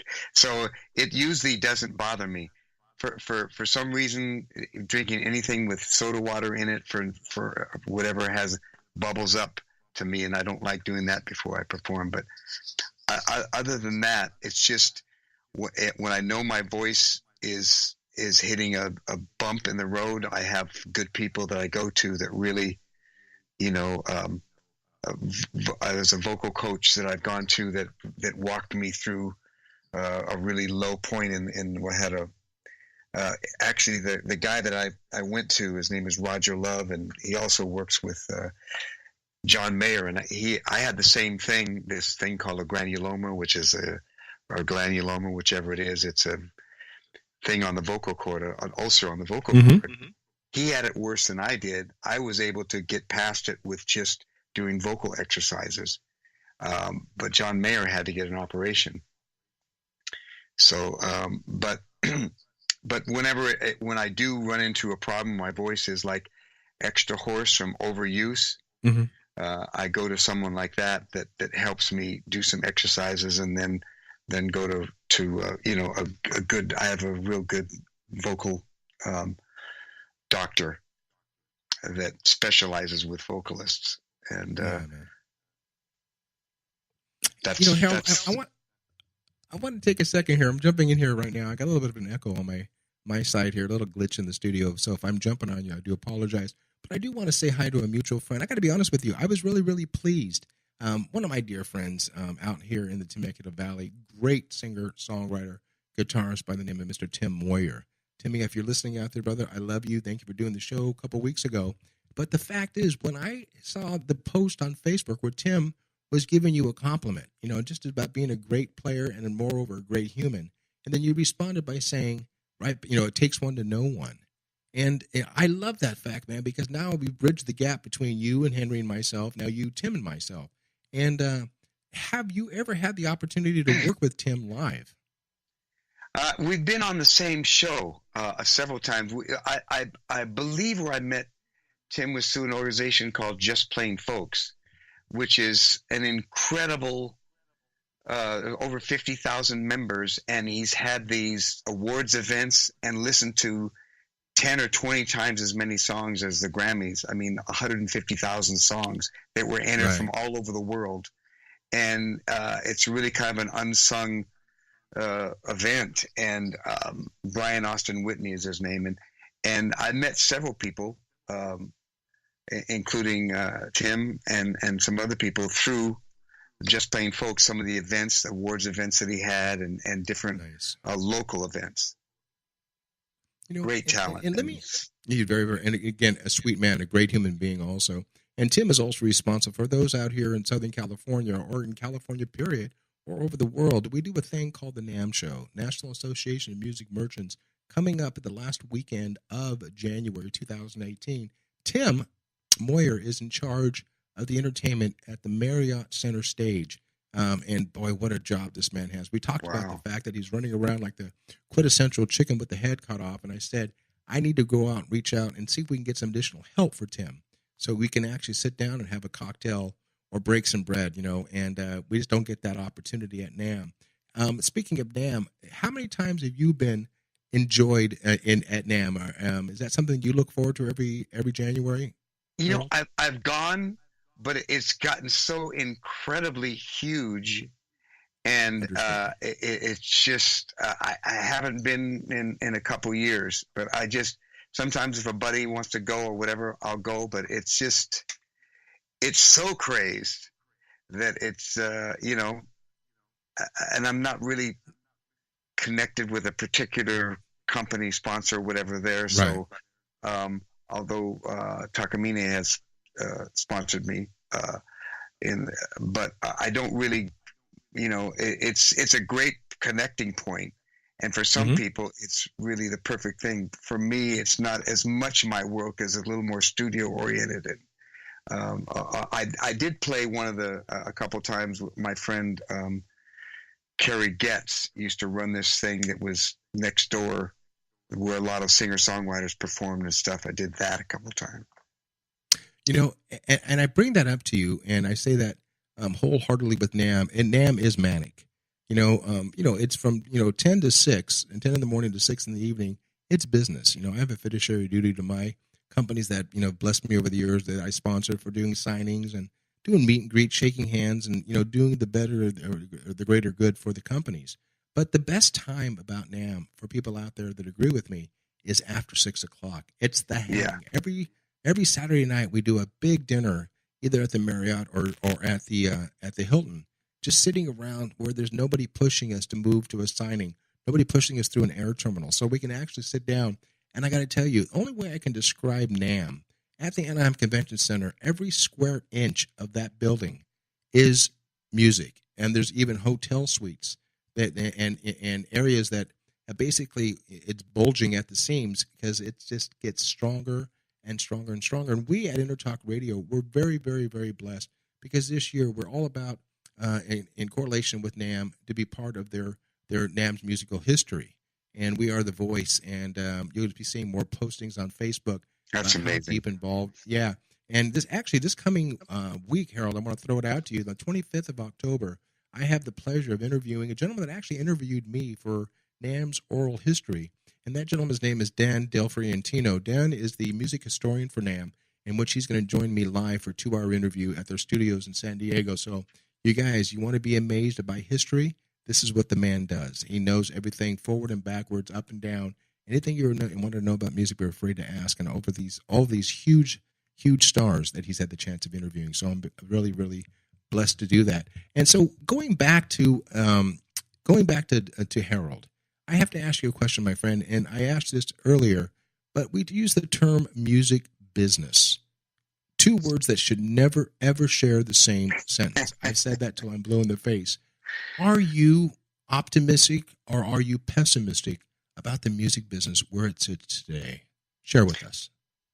I'm a pretty optimistic guy, and I think that if you look and say, well, hey, everything is changing. I had this together, and now it's switched, and you complain about it, then you're going to be stuck in the past. And I think that that you have to be just as creative with your thinking about put your creativity right brain into the business side of it and say, what can I do that's different? Do I parachute out of a airplane? Do I, start my own house concert series? And right. Whatever it takes to keep it fresh. And I think there are many things about the way the music business is now that are better in that there's not the gatekeeper that there used to be. Sure. Going back, I did a lot of opening acts and stuff before there were independent labels and before there was the internet. And, I'd get a standing ovation as an opening act for this group or that group. And a week or 2 later, they didn't remember who I was. But if, when you build your own following and have the internet, and, I'd almost prefer it would have been more that way back in the day. But on the other hand, now today, you can do everything, but you feel like you have to do everything. And you, instead of assigning other things like being your own social media person and promoter and own label and all that kind of stuff. So there are pluses and minuses, but I think as long as you have a optimistic attitude about it, that there's always a place for good music. And you may, find it in a different way. And for me, what's evolved, a lot of what I'm doing is this custom songs and improv and working with other people where I recap what they do and it's still singing and songwriting. In addition to, I love the smaller intimate gatherings like house concerts and smaller venues like that that are more intimate. And I'd rather almost be under the radar and still be over the moon. I want to jump in real quick also too. I told you this on the song on the segment before this one, the all percussion with Ollie and Son was my favorite song. I got to retract that, man, because the song that we started out segment number 5 with, which sounded like Holland Dozier and Holland, it's like Ray Parker Jr. said, the greatest writers of R&B soul. Talk to me about that song, if you remember. I love that tune. I felt like I was listening to something out of the 70s. Give me the genesis and the listeners of the genesis of that song. It was out of the 70s. Actually, that was are you talking about the Bobby Womack tune, Daylight? Yes. That was I had mentioned earlier that I had gone to the studio when I met Bobby, and they put some tracks.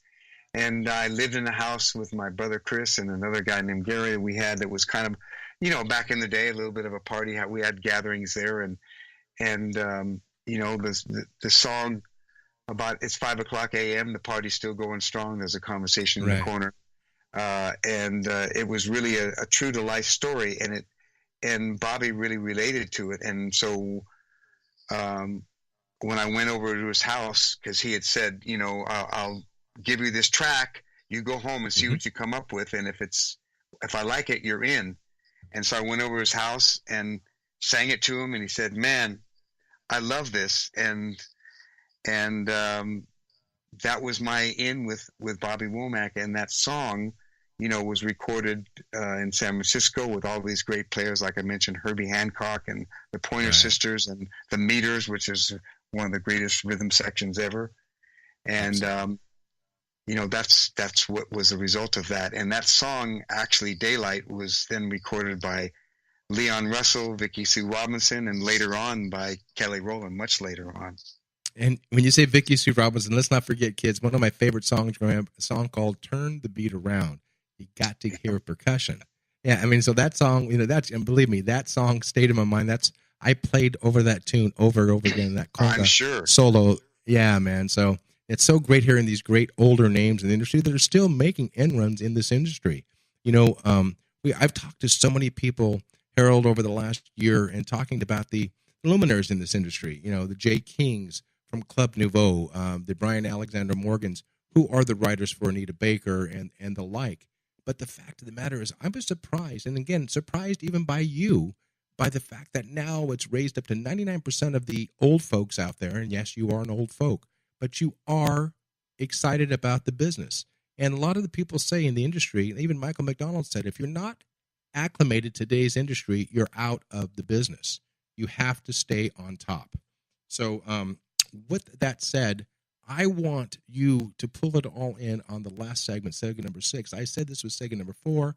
Cedric, my producer, straightened me out here. So we're going on segment number 6, the last segment of a 2-hour fun interview with Harold Payne. Harold, when we come back, it's all about you on this last segment. We're going to find out where you're performing, what's coming on, what's on your plate, and everything about Harold and how to stalk you. So with that said, guys, keep those questions coming in. And Harold, as I said before to you, depending on the workload of the studio, if we get a chance to archive this interview, we will send you the permanent link, if not today, but over the weekend, so you can put it on your website and people can listen at their leisure. I'm having a great time.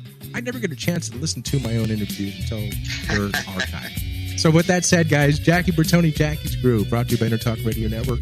Your connection to all things music. Mr. Harold Payne. Segment number 6, right around the corner. Don't move an inch. Stay tuned.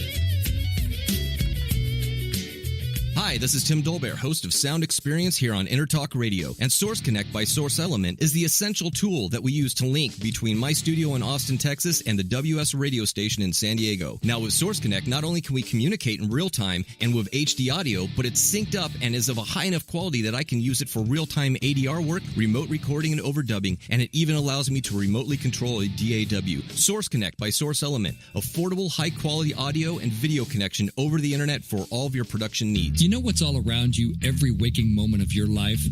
Marketing. You're choking on it. I'm Scott Robertson, and when it comes to strategic PR, branding, and marketing, I've seen it all. And actually, I'm still seeing it because bad marketing never sleeps. Join me each week on May the Best Brand Win, right here on Intertalk Radio, and learn how to make the marketing for your brand unforgettable. Make this your vinyl night. I'm John J.R. Robinson, and every week, music creation comes alive through stories, experiences, and sounds when vinyl records filled our hearts and minds. My friends and I share our tips and techniques used in creation of iconic tracks for recording artists such as Michael Jackson, Eric Clapton, Quincy Jones, and Steve Winwood, to name a few. Vinyl has emerged hot, and the soul of vinyl defines art and passion which burns deepest at night. Tune in every Wednesday at 2 p.m. Pacific Standard Time on EnterTalkRadio.com. Are you serious about your music? Are you ready to run with the big dogs? The experts at Pitbull Audio have the gear to get you into the game. From leading manufacturers like Mesa Boogie, Fender, Pioneer, and American Audio. To sound your best, you need the best. Pitbull Audio can deliver in rehearsal, on stage, and into the big time. Dropping beats, shredding guitar, or making the crowd roar. Whatever you dream, Pitbull Audio can help make it happen. We are Pitbull Audio. We want you to play it loud. PitbullAudio.com. Hi, this is Michael McDonald, and you're listening to my good buddy Jackie Bertoni on Jackie's Groove.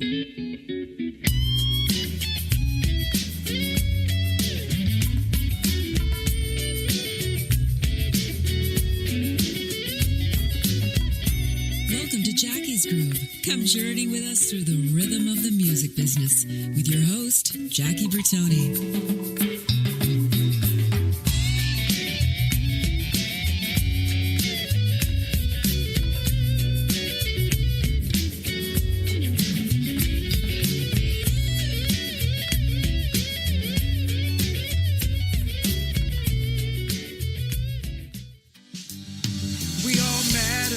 Doesn't matter if we're on one side or the other, as long as we find a way to get along with one another. We can agree to disagree, or maybe even realize that you see another point of view when you look through someone else's eyes. Sometimes it's as easy as just letting go and holding on to the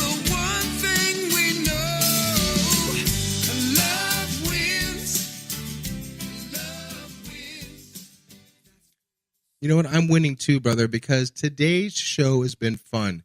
You know, again, as I say before, you know, when you first talk to an artist, you say it's a 2-hour interview, they kind of freak out a little bit. Then they find out that after the show is over with, we could have gone 2 hours more. There's just so much to go with, man. And as I always do with everybody else, Harold, whenever there's a new project coming out, please, we extend that quintessential olive branch, and we welcome you back because we all want to help promote the best as we can, because this industry is getting more difficult as we go on. And speaking of more difficult when you go on, if I can remember by saying this is Jackie Bertoni, Jackie's Groove, brought to you by Intertalk Radio Network, I forgot. So this is segment number 6 with Harold Payne. Harold, you know, we talked about that, about, you know, putting our best foot forward, helping our brothers out, helping our sisters out in an industry where there's no such thing as record sales anymore. I mean, you know, there's SoundScan, and there's other ways to base how you're going to monetize your releases. You know, I use this term over and over again. You know, Al DiMeola, I love his term. He said to Stanley Clark in a concert, at our age, we should be wanting to play music, not having to play music. And then, you know, and that was prolific enough. And then I had an interview with Lee Loughnane, the co-founding member of the group Chicago, celebrating 50 years this year. And I asked Lee, you know, here's a man that's, you know, that's worth millions. I don't need to get into his financial agenda here. But the fact is, I asked him, after 50 years, why? And you know, Harold, his response was, because I love playing music. We love playing music. He goes, to this day, when I step on stage, when the announcer lights go down and they say, ladies and gentlemen, Chicago, and the crowd goes crazy, and the horns come in with their solos, the trombone, the sax, and the trumpet, he still gets that feeling, that tingle in his stomach. That took him years to realize the fact that it wasn't fear. It was just that excitement. I mean, I'm the same person. Even before I go on the air on the radio, I give a sign of the cross if you're a believer, and I just say, get me through this. So it's performing is performing, and that's always something that will be in our blood, and God give us the ability to keep many more years. I'll keep doing this. And the same situation, too. You, Harold, make sure that voice stays in check, and make sure those fingers stay the ability to play and to make people smile, because I can speak for myself by saying, my day doesn't start unless music is all-encompassing in it. So with that said, when you wake up in the morning, Mr. Payne, Share with the listeners out there, how does your day start? Let's talk about a day of performance. What do you do to keep it all going? Well, I just make sure that I have everything, prepared for what the set list is going to be if I'm doing a concert or something, or if I'm doing a custom song for a situation. And if I'm going to be making something up on the spot, there's, I just make sure that I'm an open vessel ready to, jump into it. But if there's any collateral information that I can get to kind of familiarize, trying to get a taste of where I'm going to be, anything, it's sometimes a matter of showing up to a venue before and walking around and feeling it and just not take it for granted. It's like a test that you're going to ace, but you don't take it for granted, and you do that little extra bit of preparation for it. And that sounds funny from a guy who does improv, but that's why I call it preparing for spontaneity. I mean, the more that you can kind of focus in on what you're going to be doing and get in that zone, the better. And part of that is relaxing earlier in the day and doing whatever my normal routine is, going for a walk and then, making sure that way ahead I've got all the kind of the left brain, preparation done so that I can really be ready to let go. And, and with that said, I appreciate that answer, but you didn't answer. And if you did, I didn't hear it. But do you still get that little tingle, those butterflies before those lights go up and that first note comes out? But I think it's like positive butterflies. It's that I'm meant to tie that in with the idea of preparing for a test in advance. It's a little bit of nervous energy, but it's a positive thing, because if you didn't, it mean you wouldn't care. You didn't, if it's not serious enough to you, then you're doing the wrong thing. So to me, it's like I used the word before, benign precariousness. It's like it's a little bit daunting and nerve-wracking, especially when I'm making up a song on the spot. But I use that to give me energy to go forward, and I think it's a positive butterflies. And if you don't have a little bit of that, then you need that extra shot of adrenaline. Right. I think. And let me ask you this question. I think is very, very important. When you talk about that situation, let's talk about not so much the lights going up. How do you come down at the end when that shining sea of faces turns into a shining sea of empty seats at the end of the show? When you come home, if you're not doing a quote unquote after party, but when your job is done, how do you unwind? How do you unplug? How do you step off the stage even when you're laying in bed? Share with me on that, because I want to compare it how it is with me. Wow. Well, to me, it's just maybe doing something mindless. It could even be, watching a show or something, that somebody take over so I can do a passive activity because I put so much energy forth. Or I just want to chill and, kick back and maybe go over something that I did at the show, but just a little bit, for the most part, just to totally relax and let go and get out of that mode of where I have to be really hyper-focused. And this other question I want to find out, because this is very important to me and very important to the listeners. When Harold Payne is done performing, you've just kicked ass. You've gave your blood, sweat, and tears, for the lack of a better analogy, to the audience.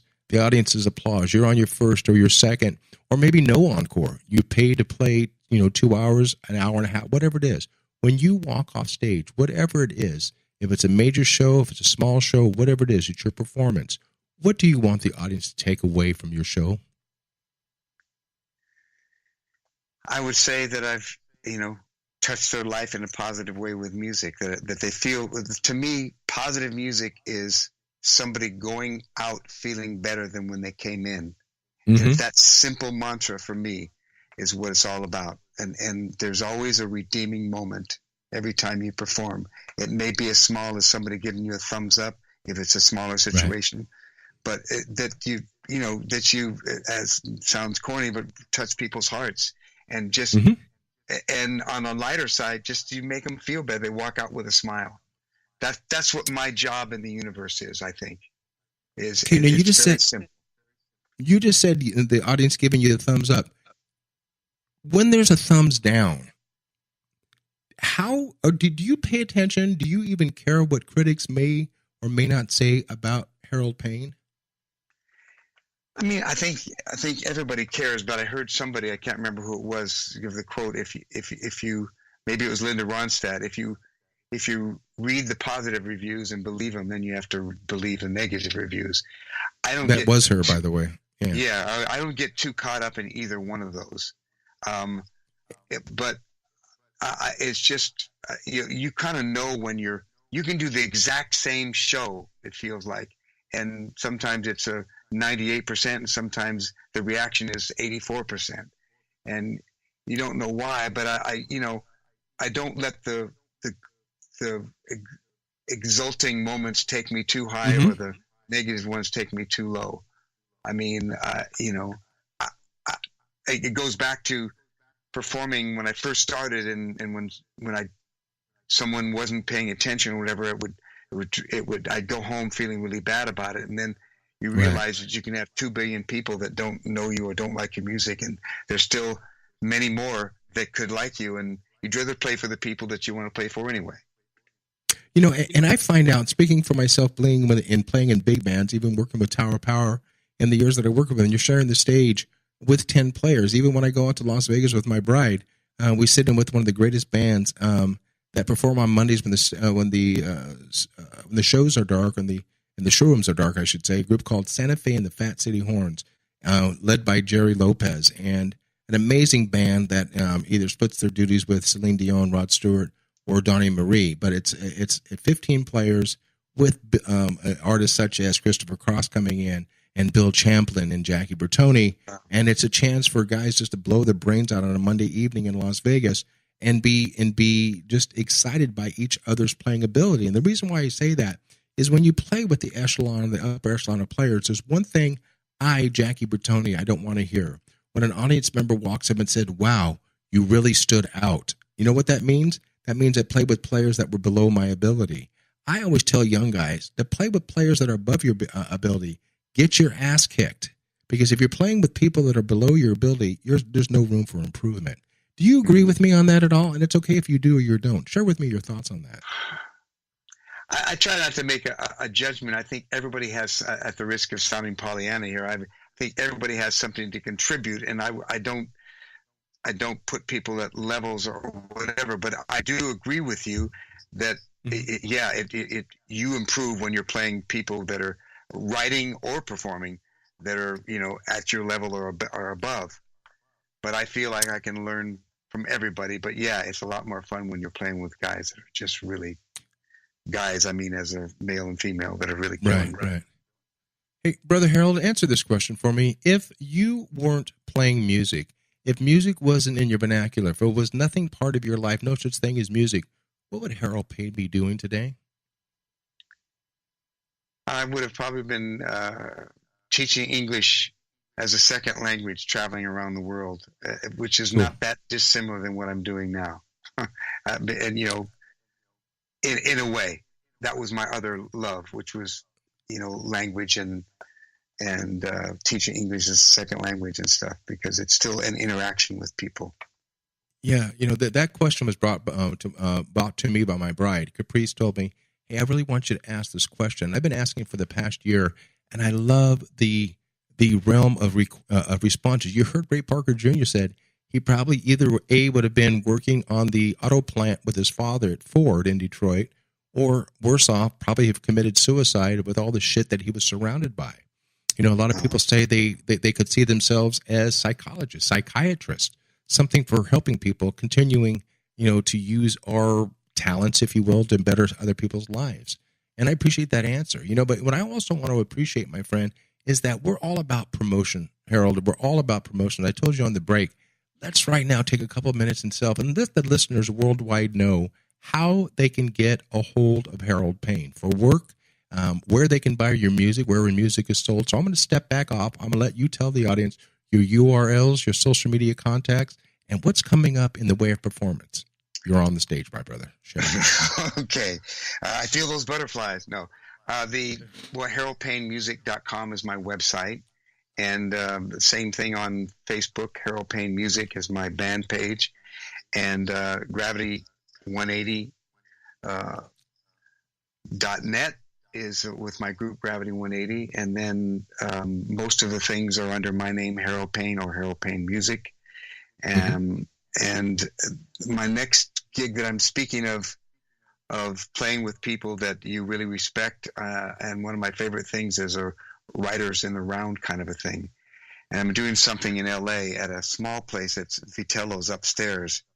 Yes. And it's with Freebo. I don't know if you know him. Freebo was a bass player for Bonnie Raitt for 10 years. Yes. Everybody in the business. He's a great singer-songwriter now and a good friend. Freebo, Marcella Detroit, who, co-wrote, sang That's with my girl. Yeah, That's she girl. is. And Lay Down Sally and co-wrote that, and a great singer on her own. And another one, if you don't know her, you should. Her name is Jody Siegel.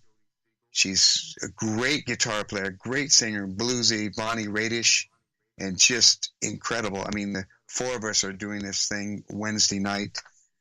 I believe that's the 25th, this coming Wednesday at Vitello's. And that's going to be an amazing thing because we're just going to be all up there at once and, sharing songs and stories. That's one of my favorite sort of things to do, writers in the round. When you say Vitello's, man, it's one of the last of the dying breeds of clubs that Southern California in general is losing. Between that and the everlasting and long in the tooth club called the Baked Potato, where I got my start along with the Golden Bear in Huntington Beach. You guys, I say this all the time, and I'm going to preach this until I can't preach it no longer.